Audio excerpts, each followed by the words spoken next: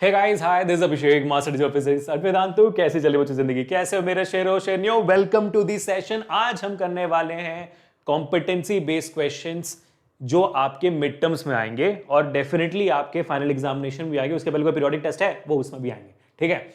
अब कॉम्पिटेंसी बोलते साथ आप लोग के अंदर की अंतरात्मा जाग गई होगी, सोच रहे होंगे भाई ये ई का है, ई का हो गया जिंदगी में हमारा है। हाँ, ये तो हमने सोचा नहीं था तो फिर कैसे होगा? समझ रहे हो आप बात, समझ रहे हो? तो बेटा वही बात है। तो आज कॉम्पिटेंसी में आपको समझा देंगे कि भाई कौन कौन से टाइप के सवाल आते हैं। सिंपल भाषा में बताऊं आपको तो सबसे पहले तो एमसीक्यूज आता है, उसके बाद आता है एसेशन रीजनिंग, फिर तीसरा आता है आपका केस बेस्ड क्वेश्चन, ठीक है। अब मैं आपको थोड़ा सा पैटर्न बता देता हूं, क्योंकि जैसा यार मैं हमेशा उस समय 10th वालों को भी यही बोला था कि यार सिंपल भाषा में मैं चाहता हूं कि आपके दिमाग में ना आपका पेपर पैटर्न क्लियर हो, आपको पता हो क्लियरली कि आपके एग्जामिनेशन में क्या आ सकता है। ये हर बच्चे को पता होना चाहिए। आप पढ़ो ना पढ़ो अलग बात है, आ सकता है क्या वो आपको पता होना चाहिए। तो आप कैसे आता है देखो ध्यान से, ठीक है। तो सारे कॉम्पिटेंसी बेस्ड क्वेश्चन होते हैं सेक्शन ए में, सारे नहीं कुछ कुछ। अब सेक्शन में सबसे पहला कॉम्पिटेंसी बेस्ड क्वेश्चन होता है एमसीक्यूज का, ऑब्जेक्टिव क्वेश्चन। अब ये फिजिक्स भी होती है, केमिस्ट्री भी होती है, बायोलॉजी भी होती है, सब कुछ होती है उसमें।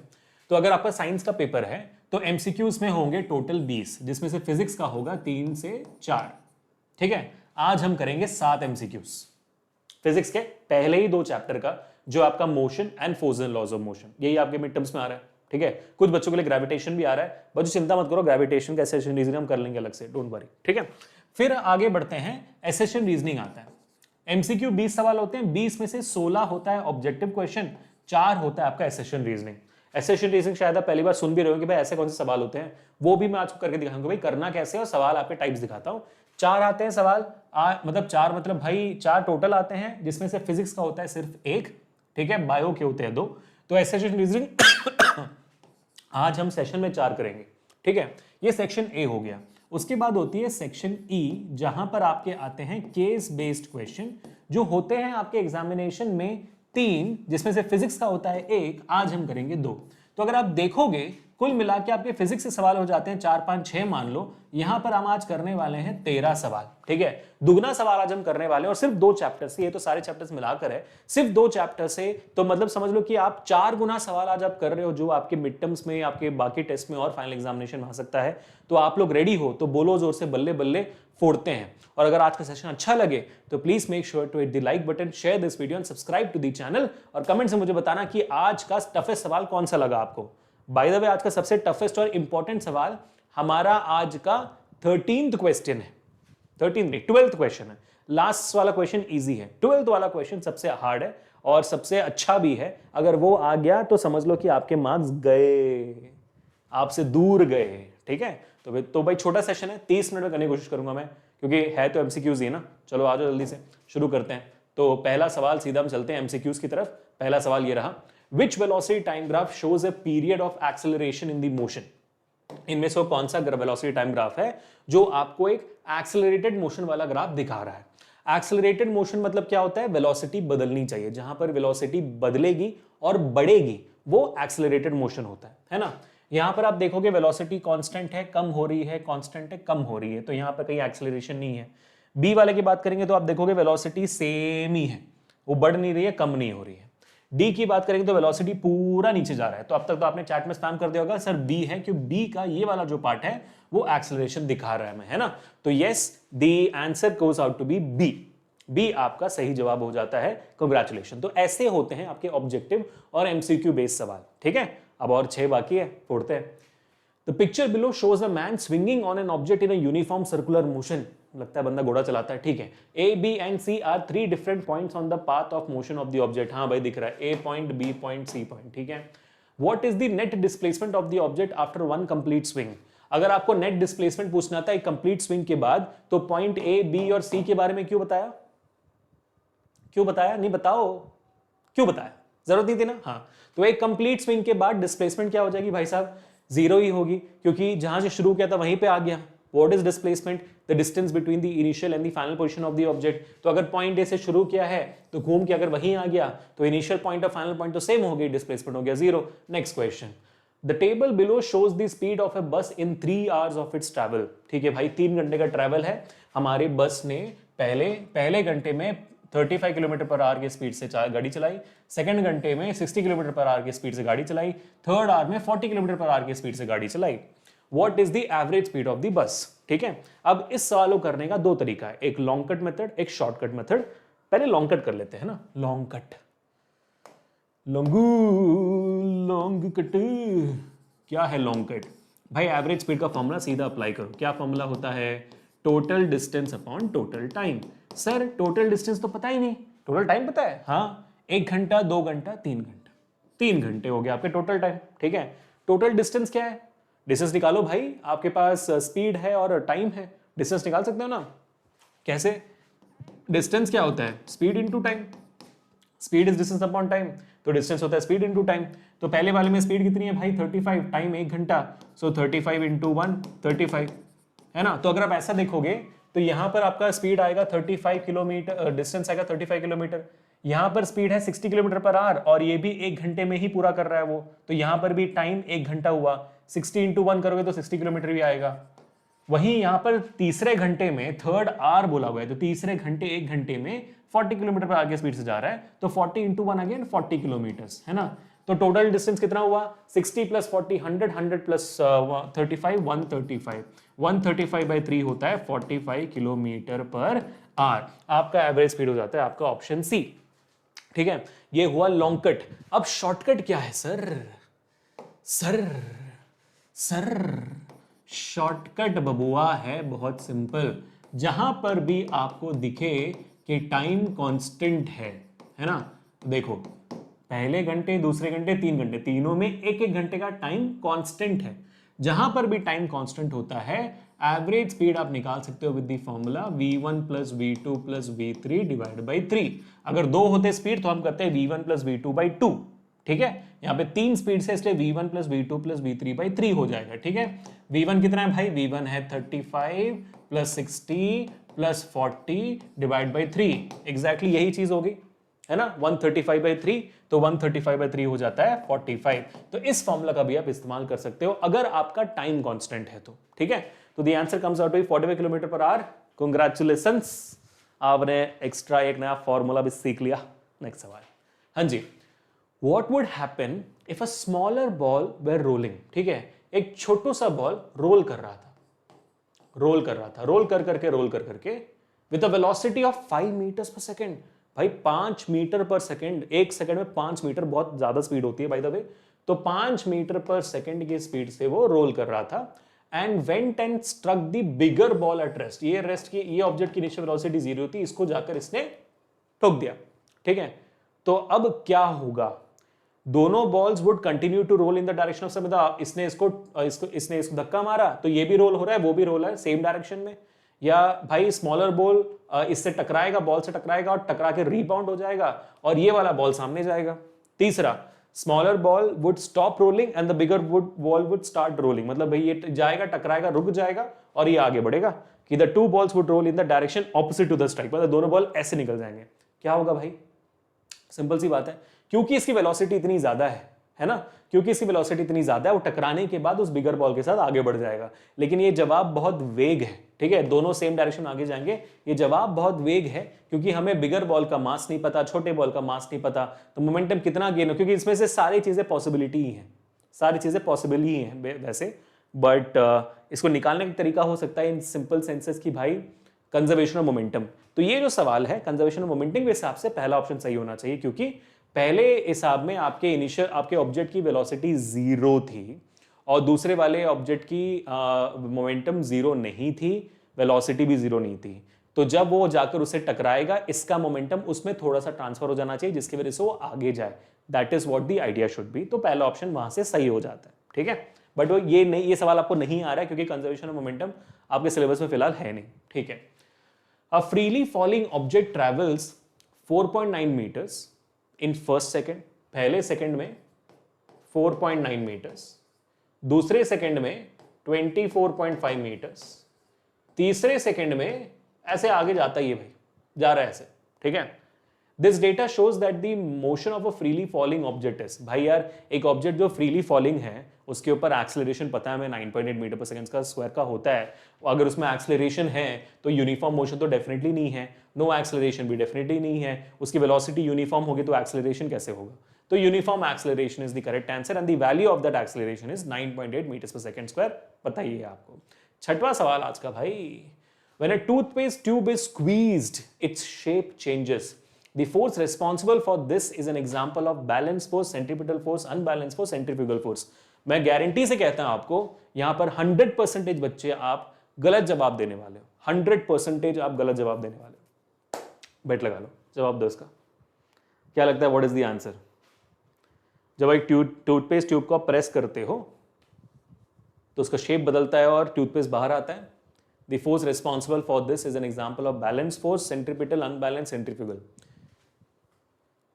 जवाब इसका है बैलेंस्ड फोर्स। लग रहा है कि हाँ सर शेप बदल रही है तो बैलेंस कैसे, अनबैलेंस है ना, नहीं ना।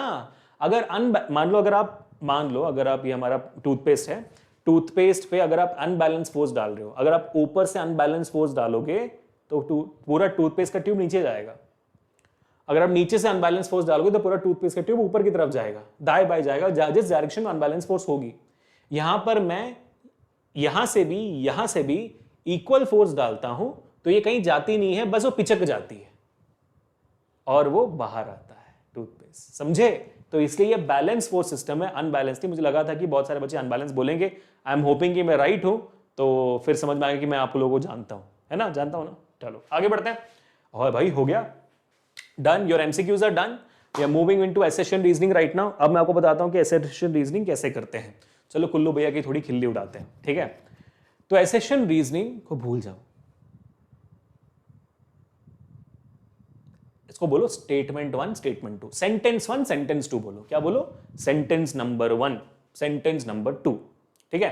So the question which I am gonna ask is sentence number 1, Kuldeep sir Bangalore में रहते हैं। सेंटेंस नंबर 1, क्या स्टेटमेंट सही है? हाँ सर सही है, ठीक है।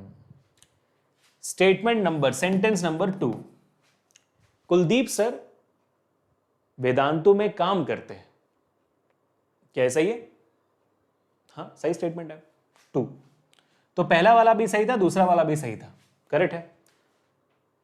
यही देखना है आपको आपके एसेशन रीजनिंग में भी। 2 सेंटेंस होंगी, पहला सेंटेंस देखो कि पहले भाई वो ट्रू है कि नहीं। अगर फॉल्स है तो एक ऑप्शन होगा, चूज कर लेना। अगर ट्रू है तो रुको, फिर ये सेंटेंस देखो, सेंटेंस नंबर 2 देखो, फिर देखो सेंटेंस नंबर 2 है कि फॉल्स है। अगर फॉल्स है तो दूसरा एक ऑप्शन होगा, चूज कर लेना। नहीं है तो रुको। क्यों? अगर ये दोनों से सेंटेंसेस ट्रू निकलते हैं फिर आपको सेंटेंस नंबर 1 से क्यों पूछना चाहिए, वाई पूछना चाहिए। बेसिकली मीनिंग सेंटेंस नंबर 1 से पूछना कि कुलदीप सर बैंगलोर में क्यों रहते हैं, और अगर उसका जवाब सेंटेंस नंबर 2 देता है तो पहला ऑप्शन चूज करके निकल जाना, ठीक है। अब वो ऑप्शन में करके दिखाऊंगा, वो डरो मत, ठीक है। तो क्यों रहते हैं बैंगलोर में? क्योंकि वेदांतु बैंगलोर में है, तो वेदांतु में काम करते हैं इसलिए रहते हैं। तो सेंटेंस नंबर 1 सही है, सेंटेंस नंबर 2 भी सही है, और सेंटेंस नंबर 2 सही से एक्सप्लेन कर रहा है सेंटेंस नंबर 1 को, है ना। बस अब देखो example, if a particle is moving with constant velocity, अगर पार्टिकल की वेलोसिटी कांस्टेंट है, then average velocity for any time interval is equal to instantaneous velocity. और भाई अगर आपकी वेलोसिटी कांस्टेंट है तो मैं पूरा मतलब मेरे को एवरेज निकालने की पहली बार जरूरत नहीं, क्योंकि कांस्टेंट वेलोसिटी है, एवरेज किसका निकालूंगा, सेम वेलोसिटी निकालूंगा वही आएगी, और किसी भी मोमेंट में वेलोसिटी निकालूंगा वही वेलोसिटी आएगी। तो इंस्टेंटेनियस वेलोसिटी क्या होती है? जब आप किसी भी इंस्टेंट पे वेलोसिटी निकालते हो, तो भाई 10 सेकंड पे निकाला 20 थी, 40 पे भी निकालोगे तो 20 ही आएगी, क्योंकि वेलोसिटी कांस्टेंट है। सबका एवरेज निकालोगे तब भी 40 ही आएगी, क्योंकि एवरेज वेलोसिटी कांस्टेंट है यहाँ पे। तो स्टेटमेंट नंबर 1 तो सही हो गया, ट्रू हो गया, है ना, ट्रू हो गया।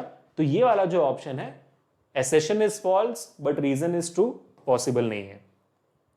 फॉल्स होता तो मैंने बोला था ना एक ऑप्शन चूज होगा, कर लेना, हाँ वो कर लेना, आगे मत बढ़ना। assertion is false तो रीजन को ट्रू होना पड़ेगा, करके आप आगे निकल जाना, रीजन पढ़ने की भी जरूरत नहीं है। कभी कभी कोई ऑप्शंस में assertion reason both are false होता है, उस पर ध्यान देना, फिर रीजन भी पढ़ना पड़ेगा आपको, ठीक है। अब सेंटेंस नंबर 2 पढ़ते हैं। सेंटेंस नंबर 2 अगर गलत हुआ, ये वाला जो ऑप्शन है इसको करके निकल जाना, assertion is true but R is false, फिर आगे करने की जरूरत नहीं आपको। अगर सही हुआ फिर ये ऑप्शन भी नहीं होगा, इन दोनों ऑप्शन से चूज करना पड़ेगा। हम पूछेंगे सेंटेंस नंबर 1 से क्यों, ठीक है। तो रीजन पढ़ते हैं पहले। If average velocity of a particle moving on a straight line is 0, ठीक है, अगर एक पार्टिकल जो स्ट्रेट लाइन में मूव हो रहा है उसकी एवरेज वेलोसिटी 0 है, then instantaneous velocity at some instant within this interval में भी 0, ठीक है। तो मान लो कि भाई 0 से 10 सेकंड के बीच में एवरेज वेलोसिटी, मतलब एक ऑब्जेक्ट मूव हो रहा है 10 सेकंड के अंदर, इसकी एवरेज वेलोसिटी 0 आ रही है। एवरेज वेलोसिटी 0 आ रही है, कैसे आ सकती है 0?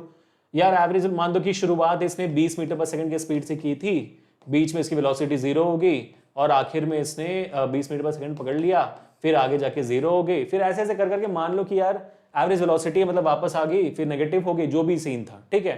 तो एवरेज वेलोसिटी 0 आ रही है। तो क्या किसी भी इस जर्नी के इंस्टेंट पे, किसी भी मोमेंट पे इसकी इंस्टेंटेनियस वेलोसिटी भी 0 हो सकती है? हाँ, वरना एवरेज 0 कैसे आ रहा है? एवरेज 0 इसलिए आ रहा है ना कि कभी ना कभी वेलोसिटी 0 थी, इसलिए तो एवरेज 0 आ रहा है कि नहीं? वही मुद्दा है यहां पर। तो हाँ, ये भी ट्रू है भाई, ठीक है, अब ट्रू है तो ये ऑप्शन भी नहीं हुआ। अब पूछो सेंटेंस नंबर 1 से क्यों? Particle moving with constant velocity, then average velocity for any time interval is equal to instantaneous velocity. क्यों? सेंटेंस नंबर 2 उसका जवाब नहीं दे रहा, क्योंकि यहां पे तो कोई और स्टेटमेंट ही है ना, यहां पे तो कोई और ही स्टेटमेंट है डिफरेंट फ्रॉम स्टेटमेंट नंबर 1। तो इस मामले में क्या होगा?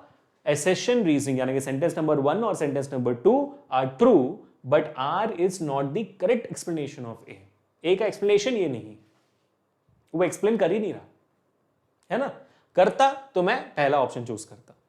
कूल है गाइस? तो ऐसे करते हैं एसेशन रीजनिंग। मैं आपको और 3 एग्जांपल्स दिखाता हूं, डरो मत। पहला सवाल, आगे बढ़ते हैं। To every action there is an equal and opposite reaction. थोड़ा इजी कर लिया, ठीक है। To every action there is an equal and opposite reaction, हाँ सर बिल्कुल सही है, थर्ड लॉ ऑफ मोशन है, तो ये तो ट्रू है सर, ठीक है। तो मैं ये ऑप्शन चूज नहीं करूंगा। अब मैं सेंटेंस नंबर 2 देखूंगा। The action and reaction always acts on two different objects. बिल्कुल सही है सर, है ना। मैं जमीन पे फोर्स लगाता हूं, जमीन मेरे पे फोर्स लगाती है, 2 डिफरेंट ऑब्जेक्ट है। बिल्कुल सही स्टेटमेंट सर, ट्रू है ये, है ना। तो ये भी ऑप्शन नहीं है। अब सेंटेंस नंबर 1 से क्यों करके पूछो। To every action there is an equal and opposite reaction. क्यों? क्योंकि एक्शन रिएक्शन तो 2 डिफरेंट ऑब्जेक्ट में होते हैं? नहीं, क्योंकि ये थर्ड लॉ ऑफ मोशन है, इस वजह से। तो करेक्ट एक्सप्लेनेशन तो बिल्कुल नहीं है, थर्ड लॉ ऑफ मोशन भी एक्चुअल सही जवाब नहीं है। मैं तो ऐसे ही बोल दिया, वो भी, लेकिन एक्सप्लेन नहीं कर रहा ना। 2 डिफरेंट ऑब्जेक्ट्स में हो तो भाई एक्शन और रिएक्शन इक्वल ऑपोजिट होने चाहिए, नहीं ना। तो A and R true but they are not the correct explanation. एक और एग्जांपल देखते हैं, ठीक है। From Newton second law of motion, impulse is equal to change in momentum. ठीक है, अब ये इंपल्स क्या होता है? इंपल्स का फॉर्मूला होता है फोर्स इनटू टाइम, ठीक है। फोर्स को आप टाइम से मल्टीप्लाई करें, इंपल्स मिलेगा। सेकेंड लॉ ऑफ मोशन आपको देता है ये? बिल्कुल देता है। कैसे? देखो, ठीक है, कैसे। फोर्स का फॉर्मूला क्या होता है? क्या होता है फॉर्मूला फोर्स का? फोर्स का फॉर्मूला होता है मास इनटू एक्सीलरेशन, लेकिन वो डिराइव करने से पहले क्या होता है? वो डिराइव होता है इस फॉर्मूला से, P2 minus P1 upon T, change in momentum upon T से डिराइव होता है वो। फिर इसमें आप डालते हो mass into velocity, mass into velocity, mass common लेते हो, फिर उस कॉमन ली वाली चीज को एक्सीलरेशन लिखते हो, तब F इक्वल टू m में आता है ना। तो P2 माइनस P1 तो मोमेंटम हुआ। अब मैं अगर इस T को यहां पे ले गया तो मुझे क्या मिलेगा? F into T is equal to change in momentum. तो सही तो बोला, ये भी F इंटू टी है, ये भी F इंटू टी है, तो इंपल्स और मोमेंटम तो सेम हो गए। Yes, from Newton second law of motion, impulse is equal to change in momentum, that is a true statement. सीधा फॉल्स मत कर देना। तो अब देखो ट्रू स्टेटमेंट है। अब देखो ये ऑप्शन आया, both A and R are false, ये तो डेफिनेटली नहीं हो सकता है, ए ट्रू है। अब देखो रीजन पढ़ते हैं। Impulse and momentum have different SI units. हाँ, मोमेंटम का है केजी मीटर पर सेकेंड, क्योंकि मोमेंटम क्या होती है? मोमेंटम होता है मास इनटू वेलोसिटी। मास का होता है केजी और वेलोसिटी का होता है मीटर पर सेकेंड, सही है। और वैसे अगर हम देखेंगे हमारे इंपल्स क्या क्या होगा? इंपल्स का होता है force into time formula, force होती है न्यूटन, टाइम होता है सेकंड, न्यूटन सेकंड होना चाहिए, सही है। तो हाँ भाई, इन दोनों के अलग अलग एसआई यूनिट्स हैं, तो ये भी स्टेटमेंट ट्रू है। लेकिन लेकिन इंपल्स और momentum, change in momentum equal होते हैं। क्यों? क्योंकि उनका एसआई यूनिट डिफरेंट एक दूसरे से नहीं। So again in this case A and R are true and R is not the correct explanation of A guys. वही सामने आ रहा है हमारे, ठीक है। ये तो डेफिनेटली पॉसिबल नहीं है, यही है जवाब आपका बी। समझ में आ गया? ठीक है, चलो अब आगे बढ़ते हैं to the last and the final question I think from the assertion reasoning. ये आखिरी एग्जांपल है, I hope you has got it. Velocity versus time graph, एक वेलोसिटी वर्सेस टाइम ग्राफ बना लेते हैं, ठीक है, of a particle in uniform motion. Velocity time graph में यूनिफॉर्म मोशन कैसे दिखता है सर? स्ट्रेट लाइन ना, ऐसे 45 डिग्री, डिस्टेंस टाइम ग्राफ में होता है। वेलोसिटी अगर कांस्टेंट है वेलोसिटी टाइम ग्राफ में तो फिर वो ऐसे दिखेगा, है ना? ठीक है। Along a straight path is a line parallel to the time axis। हाँ बिल्कुल सही है भाई, ट्रू स्टेटमेंट है, ठीक है, ट्रू स्टेटमेंट है तो ये ऑप्शन सही नहीं है। ओके, रीजन पढ़ते हैं। इन uniform motion the velocity of a particle, in uniform motion the velocity of a particle increases. आगे मत पढ़ो, यूनिफॉर्म मोशन में वेलोसिटी इंक्रीज हो ही नहीं सकती। यूनिफॉर्म मोशन में वेलोसिटी कांस्टेंट होती है, स्पीड कांस्टेंट होती है। आपका रीजन फॉल्स है ना? तो वो ट्रू एसेशन ट्रू है, रीजन फॉल्स है, तो आपको ये दोनों पढ़ने की जरूरत नहीं है, एक ऑप्शन होगा चूज कर लेना, जैसे मैंने कहा था सी। बोलो तारा रा रा। हो गया भाई एसेशन रीजनिंग, मैंने बता दिया आपको कि एसेशन रीजनिंग कैसे करते हैं। आई एम होपिंग कि आपको समझ में आ गया हो। अब हम करने वाले हैं केस बेस्ड क्वेश्चंस। मेरे ख्याल से आप मेरे साथ 20 मिनट से हो और मैंने जैसे वादा किया था we will be ending up in 30 minutes definitely. If in case आपने अब तक एंजॉय किया तो please make sure to hit the like button, share this video and subscribe to the channel, because आप ही के बदौलत हम जीते हैं। और ऐसे अगर आपको ग्रेविटेशन और वर्क एनर्जी पावर का भी ये सीरीज चाहिए तो let me know in the comment section. अगर इस वीडियो में 300 कमेंट्स क्रॉस हो जाते हैं तो आपके ये भैया जी सर बनाएंगे आपके लिए वीडियो, ठीक है। अब केस बेस्ड क्वेश्चन क्या करते हैं? केस बेस्ड क्वेश्चन सुनकर ना डरो मत। केस बेस्ड क्वेश्चन होते हैं, इंग्लिश में जैसे आपको अनसीन पैसेज आता है, हिंदी में आपको अपठित गद्यांश आती है, एग्जैक्टली वही होता है केस बेस्ड क्वेश्चन। कहीं केसेस में तो आपको केस पढ़ने की भी जरूरत नहीं है, वहां पर इंग्लिश और हिंदी में तो पढ़ना पड़ता है, फिर वहां से जवाब निकालना पड़ता है। यहां पर कभी कभी ऐसा होता भी नहीं है, यहां पर आपको जवाब पहले से पता होता है, क्योंकि कॉमन सवाल होते हैं, जैसे भाई फोर्स का फॉर्मूला क्या है, फोर्स का डेफिनेशन क्या है, मोमेंटम का फॉर्मूला क्या है, ये वैल्यू निकाल कर दिखाओ। ये सब इन जनरल चीजें जो आपको निकालनी नहीं पड़ती, पढ़ना नहीं पड़ता है, सब चीज का ना पता होता है आपको। तो हो सकता है कि वैसे सवाल हो, लेकिन आज मैं वैसे सवाल लाया नहीं हूं। आज मैं ऐसे सवाल लाया जिसमें आपको केस बेस पढ़ना पड़े, क्योंकि जो नहीं पढ़ना पड़ता वो तो बेसिकली इजी हो गया फिर, है ना। देखो यहां पर आपके सामने केस बेस्ड उर्फ सोर्स बेस्ड सवाल है, ठीक है। A football and a tennis ball fall freely on a marble floor from a height of 5 metre. 5 metre की हाइट से एक फुटबॉल और एक मार्बल बॉल गिर रहे हैं। यहां पर ये चीज क्लियर कर देते कि भाई mass of the football will be greater than the mass of the marble ball, है ना। छोटा सा मार्बल जो होता है उससे तो कहीं ज्यादा वेट का होता है, आपका मास का होता है आपके फुटबॉल का, वो हम क्लियर कर देते हैं।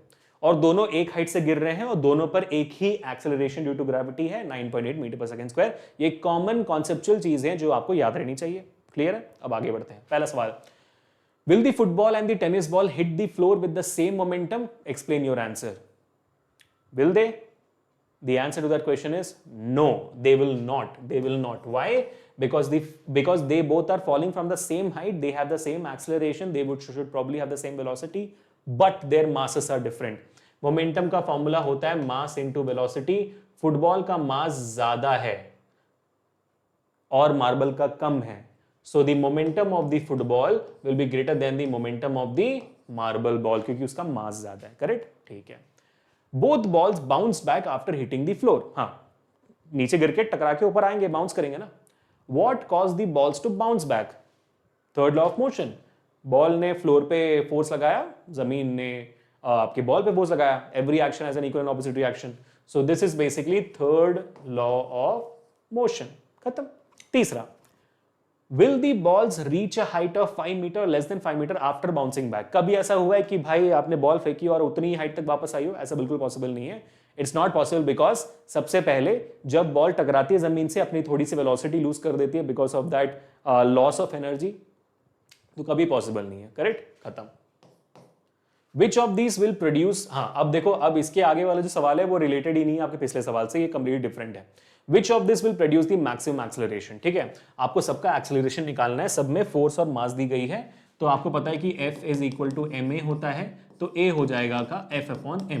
ठीक है, तो सब में F अपॉन m लगाओ. 1000 newton divide by 10 kg, 100 meters per second square, correct.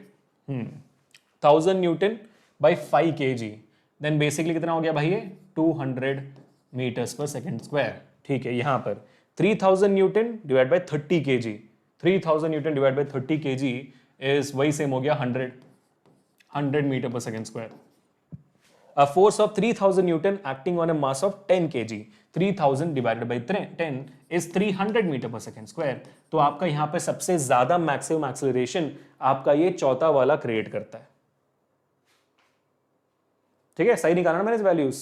हाँ, फोर्स ऑफ 3000 एक्टिंग, हाँ ये सही निकाला भाई, बिल्कुल. तो ऐसे होते हैं आपके केस बेस्ड क्वेश्चन जहां पर आपको पढ़ना पड़ता है कि केस क्या है. जैसे बॉल और मार्बल दिया था. एक और निकालता हूं जो अगेन इंटरेस्टिंग है, graph based case based question है. ये आता है तो बच्चे पागल हो जाते हैं. और जैसे मैंने कहा था भाई, आज का केस बेस्ड क्वेश्चन ही सबसे इंपॉर्टेंट है और सबसे ज्यादा ट्रेंडिंग में भी है, मोस्ट एक्सपेक्टेड भी है. तो ये देखो आपका आखिरी सवाल सबसे इंटरेस्टिंग, बहुत मजा आएगा देखकर. ठीक है, सो चलो केस बेस्ड क्वेश्चन आपको 4 मार्क्स के लिए आते हैं. ठीक है बेटा. Rihanna and Anju stay at different places but study in the same school. The velocity time graph shows how Rihanna and Anju bicycle from house to school. ठीक है, तो रिहाना जी का velocity time graph यहाँ पर है और आपके क्या कहते हैं अंजू जी का भी velocity time graph यहाँ पर है. अंजू जी का घर यहाँ पर है, स्कूल यहाँ पर है, रिहाना जी का घर यहाँ पर है, स्कूल यहाँ पर है. बस इतना मैं देख पा रहा हूँ कि टाइम मिनट्स में दिया हुआ है यहाँ पर दोनों में. दोनों में टाइम मिनट्स में है. That's a very interesting thing to notice, और नोटिस करना बहुत जरूरी है वरना फिर आप गलत वैल्यूज निकालोगे. ठीक है, पहला सवाल क्या है, which statement can be concluded from Rihanna cycling graph. ठीक है, Rihanna was at rest during the first 5 minutes. देखो इस चीज के लिए अभी आपको सवाल देखना पड़ रहा है ना, केस देखना पड़ रहा है. Rihanna was at rest during the first 5 minutes. First 5 minutes में रिहाना रेस्ट पे थी. The answer for this question is गलत.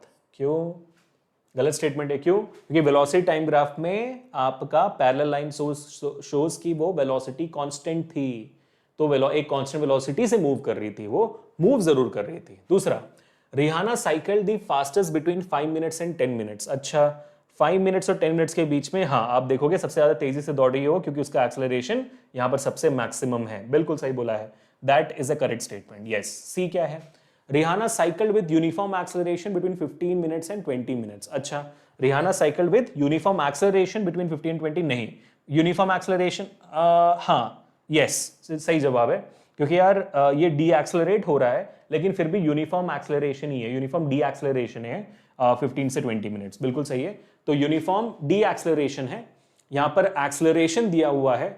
अब यार मुद्दा यहां पर ये बनता है कि यार आप इसको ऐसे लिख सकते हैं कि Rihanna cycle with uniform D acceleration, but यार it's not a big thing to say. ठीक है, क्योंकि वहां पर आपका स्ट्रेट लाइन ग्राफ ही है, कर्व्ड नहीं है. कर्व्ड होता तो बोलते कि भाई यहाँ पे एक्सेलरेशन यूनिफॉर्म नहीं है, ऐसा नहीं बोल सकते यहाँ पर. ठीक है, चलो, what was Rihana's maximum cycling velocity, वो तो यहीं पे दिख जाएगा. मैक्सिमम साइक्लिंग वेलोसिटी ये था 10, जो भी है, यूनिट तो दिया नहीं है वरना हम लिख देते वहां से 10 है भाई, यूनिट नहीं दिया, 10 units लिख दो आप, यूनिट दिया नहीं है ना इसलिए. ठीक है, डन हो गया. What can be concluded by comparing the velocity time graph of Rihanna and Anju? ठीक है, क्या बोल रहा है भाई, Anju took lesser time to reach school than Rihanna. हाँ क्या, Anju took lesser time to reach the school than Rihanna. Let's see. Anju ने 20 मिनट लिए, शुरू 0 से हुआ, 20 मिनट लिए, और हमारे रिहाना ने 20 मिनट लिए. नहीं भाई गलत है, गलत कह रही हो तुम. नहीं अंजू तुम गलत कह रही हो. Anju cycled faster than Rihanna at the start of the journey. Anju का स्टार्टिंग 8 से हो रहा है और हमारी रिहाना का 6 से हो रहा है, तो बिल्कुल सही कह रहे हैं वो. हाँ, अंजू ने शुरुआत में ज्यादा तेजी से साइकिल चलाया रिहाना के कंपैरिजन में. Anju and Rihanna had the same maximum cycling velocity. Maximum velocity Rihanna का हमने निकाला था 10 है, लेकिन अंजू का 12 है. तो ये सेम कैसे हुआ? सेम बिल्कुल भी नहीं है, डिफरेंट है. अब आखिरी सवाल, Anju's cycling velocity in the first 5 minutes was lesser than that of Rihanna.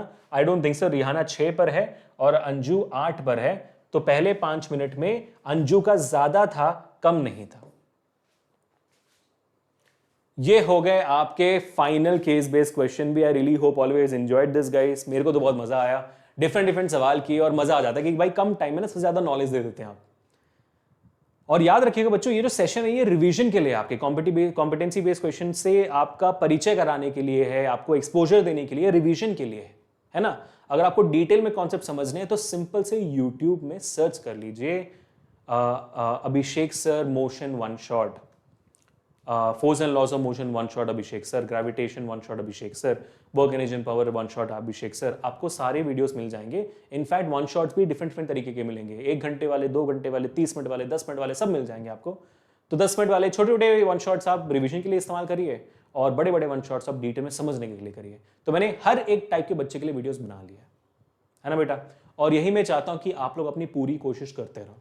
लेकिन अगर आप चाहते हो कि आप थोड़ा सा और ज्यादा बढ़े, अगर आप चाहते हो कि थोड़ा सा और मेहनत करें और क्लास 9 में ऐसे अमेजिंग मार्क्स लाए कि क्लास 10th आपके लिए आसान हो, कुछ ऐसे आदतें अपने अंदर बनाएं जिसकी वजह से क्लास 10th आप ज्यादा फोड़ पाओ क्लास 9th के साथ साथ, क्लास 9 से ही आपके पेरेंट्स, आपके दोस्त और आपके टीचर्स आपको देखकर प्राउड फील करें। अगर आप ऐसी चीजें करना चाहते हो, और साथ ही साथ अगर आप मिड टर्म्स से डरे हुए थोड़े बहुत, सर मिड टर्म्स में क्या करना है समझ नहीं आ रहा, आपको डर लग रहा है मिड टर्म्स, अगर आपके मिड टर्म्स हो गए तो आपको डर लग रहा है कि सर फाइनल एग्जामिनेशन में मेरे मार्क्स कम हो जाएंगे, अगर आप इन सारे डर से गुजर रहे हो तो आज मैं आपके लिए लाया हूं एक और इंटरेस्टिंग सरप्राइज। तो इस वीडियो को बस 5 मिनट और आप देखना, ठीक है। आपके प्रॉब्लम्स क्या क्या होते हैं? आपके प्रॉब्लम्स होते हैं कि सर मेरे डाउट सॉल्व नहीं होते हैं, मुझे ठीक तरीके से पढ़ाई नहीं होती, मेरी सिलेबस कंप्लीट नहीं होता, मेरी प्रैक्टिस नहीं हो पाती, मेरे टेस्ट नहीं मिल पाते, मुझे जहां पर पढ़ाया जाता है वो समझ नहीं आता है ना, शेड्यूल नहीं बराबर बन पाते। ये सारे आपके प्रॉब्लम्स, ये सारे आपके डाउट्स होते हैं। तो चिंता बिल्कुल मत करिए गाइस, आप लोगों के लिए हमारे पास है वेदांतु का आकार batch for all of you guys. Vedantu के आकार बैच का यही है पॉइंट कि आपके सारे प्रॉब्लम सॉल्व करें। वेदांतु के आकार बैच में आपको वो अमेजिंग टीचर्स पढ़ाएंगे जिन्होंने रिगरस हायरिंग के बाद वेदांतु ज्वाइन किया हुआ है, जिनका एवरेज टीचर रेटिंग हजारों लाखों बच्चों को हजारों लाखों घंटे पढ़ाने के बाद 4.8 रेटिंग है आउट ऑफ 5। इतने अमेजिंग टीचर्स पढ़ाएंगे, मतलब समझ लो कि भाई top teachers of the country आपको क्लास 9th में पढ़ाएंगे और आपको क्लास 10 तक सही रास्ता दिखाएंगे और क्लास 10th में कैसे आगे बढ़ना है वो भी बताएंगे। और चिंता मत करो, अगर आपका मिड टर्म्स हो गया है या तो मिड टर्म्स होने वाला है तो आपके मिड टर्म्स तक का पोर्शन भी रिवीजन के थ्रू हम उसको दोबारा क्लियर करेंगे। और अगर आप अभी ज्वाइन कर रहे हो तो बेटा समझ लो मिड टर्म रिवीजन चल रहा है ऑलरेडी, ठीक है। तो मिड टर्म रिवीजन आपको एब्सोल्युटली फ्री मिलेगा। उसके बाद अगर आप सोचोगे सर फाइनल एग्जाम की तैयारी कैसे होगी, भाई हर दिन आपके बेहतरीन सेशंस होंगे, आपका प्रॉपर शेड्यूल होगा, आपको दे दिया जाएगा ताकि आप अपना शेड्यूल अच्छे से बना सको। हर सेशन के बाद आपको नोट्स दे दिए जाएंगे इमीडिएटली सेशन के बाद। हर लाइव सेशन में आपके सामने आपके फेवरेट मास्टर टीचर होंगे जो आपको सिखाएंगे in the most amazing way possible. Quizzes होंगे सेशन के अंदर, आपके डाउट्स मास्टर टीचर सॉल्व करेंगे। लेकिन हो सकता है कि आपके पास ज्यादा डाउट्स हो तो सेशन में आपके पास एक डेडिकेटेड पर्सनल टीचर होंगे जो आपके डाउट सॉल्व करेंगे। यही पर्सनल टीचर आपके पास सेशन के बाद भी होंगे ताकि आप सेशन के बाद भी उनसे डाउट पूछ सको, उनसे मोटिवेट हो सको, उनका गाइडेंस ले सको और सही रास्ता भटके बिना, डिस्ट्रैक्शन के बिना आगे बढ़ सको। ये इस बैच सिर्फ उसी बच्चे के लिए जो सीरियस है अपने जिंदगी को लेकर, सीरियस है फोड़ने के लिए अपनी जिंदगी में, है ना। और साथ ही साथ आपको वेदांतु के तत्व बुक्स भी मिल जाएंगे जिससे प्रैक्टिस हो जाएगी। प्रैक्टिस की बात अगर मैं करूं तो डिटेल में बताता हूं आपको सिंपल तरीके से। हर एक टॉपिक के बाद आपको असाइनमेंट्स और टेस्ट मिलेगा जिसमें आपकी प्रैक्टिस होती जाएगी। आप ऐसे समझ लो कि इस आने वाले 6 महीने के अंदर आप हजारों क्वेश्चंस कर लोगे और ऐसा एक भी सवाल नहीं होगा जो आपको नहीं आएगा। और सबसे बेस्ट बात इस पूरे बैच की यह है कि आपका पूरा क्लास 9 का सिलेबस दिसंबर के पहले वीक में ही खत्म हो जाएगा, जिसके वजह से दिसंबर और जनवरी 2 महीने बचेंगे आपके लिए आपके फाइनल एग्जामिनेशंस के रिवीजन करने के लिए। और वो रिवीजन भी हम कराएंगे आपका इस बैच में for absolutely free for those 2 months along with all India test series, जहां पे इस पूरे देश के क्लास 9 के बच्चे आपके साथ बैठकर टेस्ट दे रहे होंगे, ये जानने के लिए कि वो सिर्फ अपने स्कूल में, अपने क्लास में नहीं, इस पूरे कंट्री में क्या रैंक करते हैं क्लास 10 के बच्चों की तरह। और सबसे बेस्ट बात बताया आपको इस पूरे बैच की, सबसे बेस्ट बात यह कि हमें आप पर इतना भरोसा है जितना किसी भी और कंपनी में और नहीं है। समझ रहे हो आप? बस बोलने के लिए बहुत लोग बोल देते हैं, लेकिन हमें आप पर इतना भरोसा है और हमें अपने आप पर इतना भरोसा है रिजल्ट्स लेकर आने में कि हम आपको एक वादा करते हैं। इस वादे को हम कहते हैं वेदांतु इंप्रूवमेंट प्रॉमिस। अब ये है क्या वेदांतु इंप्रूवमेंट प्रॉमिस उर्फ VIP है क्या? ये हम प्रॉमिस करते हैं आपको कि अगर आपने बैच में ज्वाइन करने के बाद आपने कंसिस्टेंटली हमारे बैचेस को देखा है, सेशन को देखा है और आपका मिनिमम 75% ऑफ अटेंडेंस है, हमने जो भी टेस्ट आपको दिया था वो सब आपने किए हुए हैं, 75% टेस्ट मिनिमम आपने अटेंड किया हुआ है, और उसके बाद भी आपका स्कोर नहीं इंप्रूव हुआ, तो जो भी फीस आपने भरी है वो फीस हम वापस कर देंगे। ये गारंटी है बेटा हमारा, क्योंकि चाहिए नहीं हमें वो फीस जिसने आपका भला नहीं किया हो। हमारा विजन एक ही है, हर बच्चा अपने सपनों के सितारे तक पहुंचे और हम वो रॉकेट बने जो आपको वहां पहुंचाए। हमारा हर एक प्लान, हर एक आइडिया सिर्फ आपके लिए होता है, और ये भी सिर्फ आपके लिए। अगर आपको वेदांतु के इस आकार बैच में जुड़ना है latest, along with midterm revision and the final revision and the entire curriculum till the end of your final examination, तो बेटा मौका अभी है, because seats are limited and it is filling up really fast. आपको बस description में दिए गए गूगल फॉर्म को भरना है, और उस फॉर्म में एक नंबर भी होगा, जो नंबर मैं अभी आपको यहां पर दिखा रहा हूं। इस नंबर पे आप डायरेक्टली कॉल कर सकते हो, बिना गूगल फॉर्म भरे भी डायरेक्टली कॉल करिए। कॉल नहीं उठता है तो फॉर्म भर दीजिएगा, डेफिनेटली उठेगा, और मेरे टीम के बंदे आपका कॉल उठाएंगे, और कॉल उठाने के बाद आपको गाइड करेंगे कि इस अमेजिंग बैच में जो लाखों करोड़ बच्चे जुड़ना चाहते हैं उसको कैसे ज्वाइन करें। मिलते हैं नेक्स्ट सेशन में बच्चों। Until then, this is Abhishek signing off. Enjoy life, stay home, stay safe and stay strong, and मैं उम्मीद करता हूं कि आपको मैं वेदांतु के बैचेस में देखूंगा और इस सेशन में भी देखूंगा।